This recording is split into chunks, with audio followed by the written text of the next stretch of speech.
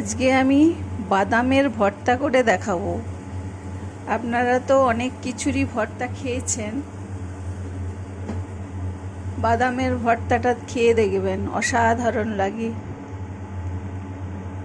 আর এখন তো গরমের সময় জল ঢালা ভাতে হেভি লাগবে খেতে। তো আমি শুকনো খোলায় আমি বাদামগুলো ভেজে আমি চোকলা ছাড়িয়ে নিয়েছি। সরষের তেল গরম হয়ে গেছে, শুকনো লঙ্কাটা দিয়ে দিলাম, রসুনটা দিয়ে দিলাম, পেঁয়াজটা দিয়ে দিলাম, টমেটোটা দিয়ে দিলাম, একটা কাঁচা লঙ্কা দিয়ে দিলাম। আর ঝালটা আপনারা যে যার পছন্দ মতো খাবেন। নুনটা অ্যাড করে দিলাম, এর মধ্যে আমি বাদামটা অ্যাড করে দিলাম। আর ঠান্ডা হলে আমি পেস্ট করে ফিরে আসছি। বাদাম এখানে পেস্ট হয়ে গেছে, আমি প্লেটে ঢেলে নিচ্ছি। বাদামের ভর্তা আমার রেডি।